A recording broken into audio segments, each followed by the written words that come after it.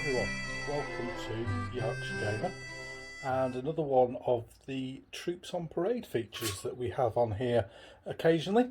And today on the table at Yorkshire Gamer we've got my 28mm Spanish Civil War collection. Now, we started Spanish Civil War probably 7 or 8 years ago, coincided with the release of the fantastic Empress Miniatures range of Spanish Civil War figures, sculpted by Paul Hicks. Absolutely beautiful range, and at the time I didn't have much interest or knowledge of the period, and as many of us do out there, I got dragged in, not particularly kicking and screaming, but I got dragged into the period just purely on how good and how much I enjoyed and liked the figures. If you're a regular at Yorkshire Gamer and you come along and you look at the blog post that we have on there, Spanish Civil War is one of our stock games here. It's a game we'll probably do once, maybe twice in a year. We'll do a big game on the table here, lots of figures, and it generally is a very fun game. And other people in the Yorkshire Gamer crowd have got and built up reasonably large collections of their own. So it's not a period where I supply all the figures. It's just a period where I've got a big chunk of figures. So this is my collection, and I'll move the camera down and we'll have a look at some of the different aspects of the collection in a little bit more close detail. So firstly, we'll start off with the Carlists. They are particularly noticeable with their red berries with yellow tassels. Very indicative of the early part of the war, where individual militias and units would wear individual uniforms rather than state-issued stuff.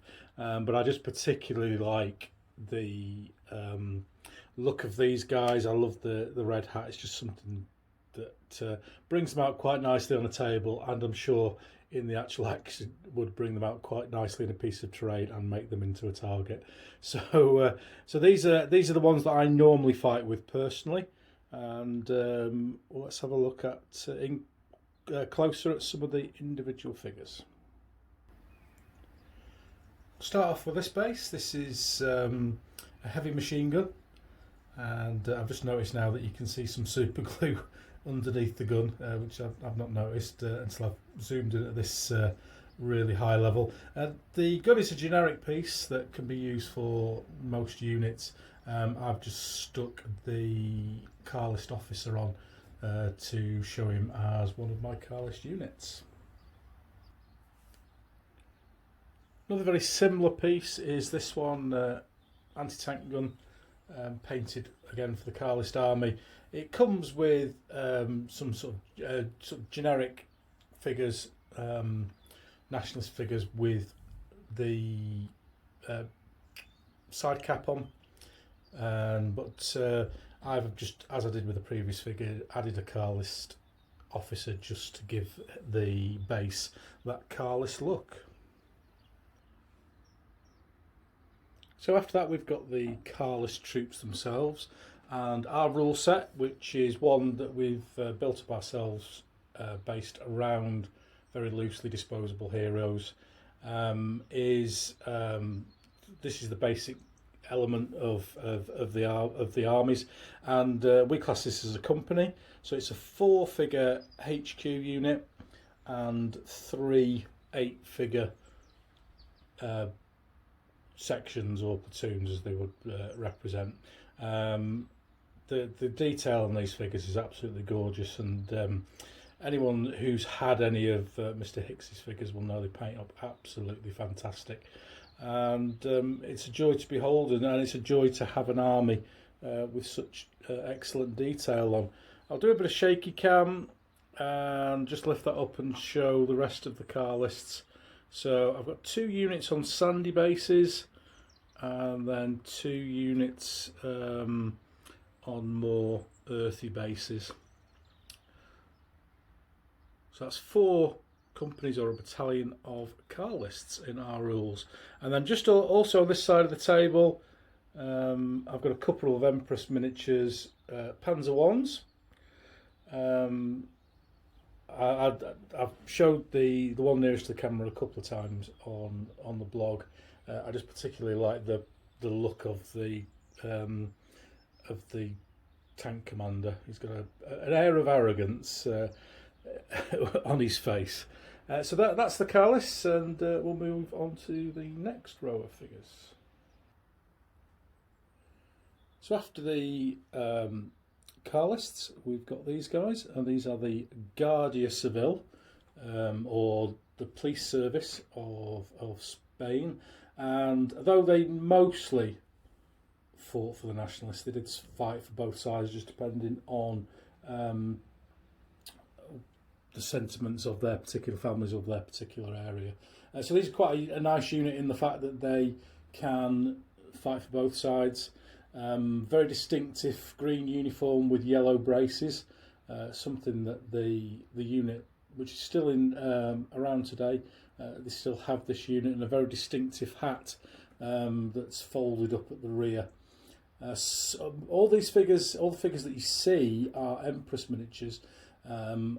Apart from, there are a few in here that are Anglican miniatures. They have been bought by somebody in Scotland. It might be Claymore Miniatures, who still produce them. But I was just a few figures short for a 4-figure HQ and 8-figure companies, 3 8-figure companies, and I didn't need enough to buy from Empress, so I just got a few spares from Claymore, whichever one it is. Pretty good quality. They're quite old now. Some of them mix in really, really well with Empress, some of them not so well, and they made the numbers up, and to be honest, you can't really tell. I'm looking at that unit now, and I'm not sure which are which. So that's the Guardia Seville. Behind the Guardia Seville, I've got a couple of units of Moors. These infantry came over from Africa with the Foreign Legion, and not Mussolini. I'm getting my fascist dictators mixed up with Franco, and formed the mainstay of the initial army in Spain. And a lot of the early battles have the Legion and the Moors attacking, and they had quite a fearsome reputation. Very different uniform from that of the other units that we've seen, and these figures in the main are from North Star. I was completely unaware that North Star did any figures for the Spanish Civil War, but they do a couple of packs of Moors and a couple of packs of International Brigades, and they've proved extremely useful for building up this force, along with some command figures from Anglican stroke Claymore, or wherever they come from, figures that I mentioned a minute ago with the Guardia Seville. So that's the Moors. And behind them I have a unit of Cavalry, 20 figures. These are from Empress Miniatures, and they are absolutely fantastic figures. Really, really nice unit. It took me a while to build up. I built it up in sections of 6 to 8, and then added to it. I think I bought one of each. The Empress are fairly expensive compared to other manufacturers, but they do some really nice unit sets that brings the price down, and I tend to buy in unit sets, so half of those will be one unit set and half another. Really, really nice. I've only used them a couple of times on the table. They're not particularly practical when it comes to Spanish Civil War wargaming, with all those machine guns and stuff lying around, but they do look fantastic for the short time that they are on the table. So that's the Cavalry unit. Following on from the Cavalry, I have some Spanish Foreign Legion, and these were the first figures that I got for this particular collection, and they have seen the most action. The company structure is still the same, but I've got a couple of LMGs lying down to build them up, and I've got 4 companies of those, same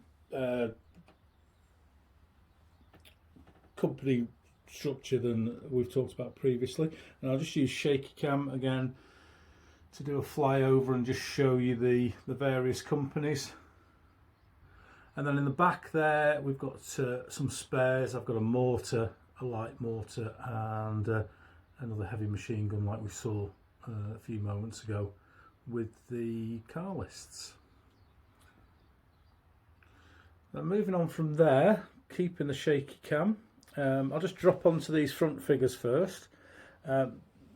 These are, I'll put the camera back up. We had a game some time ago, refighting the University of Madrid and attack, and we used this film camera as like an optional extra. So each individual commander who was commanding a different faction had different objectives during the game, which they had to meet, which were quite often in contradiction to objectives that their allies, in inverted commas, had to do. And it was a very enjoyable game, and we had a lot of fun with it, with people running across the battlefield with flags for no apparent reason for everyone else. And of course, because other people didn't know what your objectives are, they've got absolutely no idea what's going on. So there was the big overall picture of this huge battle with loads of buildings, hundreds of figures, and then these individual actions going on around the side of it. And that's probably one of the best games that we've ever played here. And you got points for completing these objectives, and you doubled your points if you managed to have a film crew watching it at the time. And you would buy or bid for the film crew at the start of each turn, depending on whether you thought you were going to get one of your objectives that time, or if you were flush with money, you might buy the camera team just to keep them away from other people, to stop them getting extra points. So that's exciting. I took the time to put Land and Freedom on the clapperboard, if you can see that, the famous Ken Loach film about the Spanish Civil War, which is brilliant, apart from the 40-minute section about land collectivisation in the middle, which really did need cutting out, but there we go. Also, we've got our famous Mad Bull, who occasionally escapes and runs around the table causing havoc. And then there's another figure there, a special that was, I think it was from Partisan, and it's represents one of the many famous artists and writers who were in the Spanish Civil War. And this one's got a Bradford City tie. So there we go. So that's those special figures in front. Behind them you can see the armour, and I'll just move the camera and talk about the armour as we go along. So I have, in the front there, I've got a T26. I think that's from Warlord Games. I keep forgetting where I bought that from, and keep meaning to go and get some more and never get round to it. A couple of other people have got T26s in their collection, so I'm not short of them. Next to them is an FT17, and that comes from a company called Company B. Bob O'Connor used to have a company called the War Games Command Post, and I used to buy quite a bit of stuff from him. And that was the first, in many ways, it was the first 28mm Spanish Civil War vehicle I'd ever done. It was the first 28mm vehicle I'd ever done, and it was the first ever picture on Yarkshire Gamer. So there's a bit of a history behind that tank. And then behind it you can see some Italian tankettes. Again, Company B, and I've got 3 of those. Moving backwards, we've got a UNL 35 from Empress, a Bilbao armoured car, and which is from Company B. And then in the background we've got this rather magnificent beast, which is the Hispano Suiza armoured car. 2 or 3 of them made. That's from Minarians, a Spanish company. And I rather like that. It's a fantastic bit of kit. It's huge. It's absolutely huge. But then when you see pictures of it next to people and the individuals during the day, it was that huge. It was an absolute beast. How it must have had the worst mileage per gallon you could possibly imagine. So that's the vehicles. As I say, I've got a few more trucks that I haven't painted myself that I got bought painted, so I've not included those in my collection. And as I say, other people have got other figures. So let's look at the final little bit of our Spanish Civil War. So we quite literally have gone over to the other side here. A couple of people, Dave, one of the lads who sadly hasn't been to Yorkshire Gamer for a while, started off with things like International Brigades and Communist Militia, CNT, those sorts of units, and he's left, or we're keeping here a fairly big army for him for when he comes back. But with him away, I was planning on just building Carlists, Legion, etc. But with him being away, I decided to get some International Brigades because we were going to do Jarama and a couple of the other battles that are famous in the UK purely because the British battalion were there, or the International Brigades. And it's a shame really, because I'd love to have more English language sources for the Spanish Civil War, because there must be loads and loads of really interesting battles, etc., that didn't involve the International Brigades. But because we've got an excess, if you like, of people who wrote about the battles that the International Brigades were in, a lot of first-hand accounts, especially from the American side as well as the British. Those are the battles that we tend to concentrate on, and I feel a little bit guilty because it's the Spanish Civil War. It's not the British in the Spanish Civil War, but there we go. Hopefully one day we'll get more English sources in relation to it, and maybe people seeing this collection will turn people onto the Spanish Civil War and they fancy doing a bit of it as well. Now these figures are from, whereas the other ones were very much all from Empress, these are from all over the place. There are some British Civil War, if you've heard of that. It's like a fictitious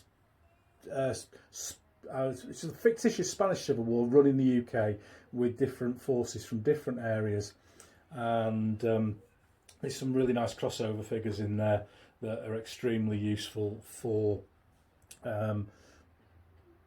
the International Brigades. When you read about the brigades, a lot of them turned up and they got uniforms and in inverted commas, and every single person got a different uniform. So if you look at these, I've got some Maxim machine guns at the front. I can't quite remember. I think they are the English or the British Civil War 1939 range. Flags, excellent, from Empress Miniatures. And then there is all sorts of stuff in here. If you look down it, I have got some World War II partisans. So all the rivet counters will be going, oh, that's not that weapon, they didn't have that weapon, oh no, in a very bad Mavis Riley style accent, but I just wanted an extremely ragged look. So the World War II partisans, I've got Easter Uprising Irish in there, I've got I can't remember, I've got North Star, do some International Brigaders, so I have got some International Brigaders from North Star. And just take you down with shaky cam. British Battalion at the front, 5 figures just because I had 2 really nice flags, and 3 companies of 8. Then we've got the American Lincoln Battalion behind. Then we've got Connolly's Irish column behind that. And finally, we've got the MacPaps, the Canadian Battalion. So there we go. That's through all the figures.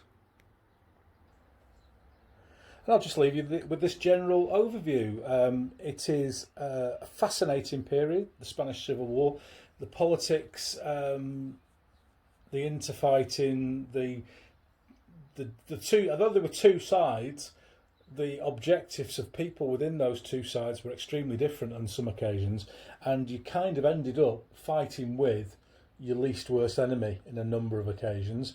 So it's very, very interesting to read about in terms of the politics and how people divided up. It's also a precursor for World War II. So the Soviets and the Germans were tinkering around in various places, testing out stuff for the war that they could see, the main war that was coming in Central Europe, only a couple of years after the Spanish Civil War finished. Still a lot of issues in relation to it today. Even what we're on, 60, 70, 80 years on. The talk of moving Franco from his current grave to another one, and it's still very raw in many Spanish families, and understandably. So there we go. There's our Spanish Civil War collection, and hopefully one day it will be on the table again soon. Thanks for watching, and we'll see you again soon. Civvy!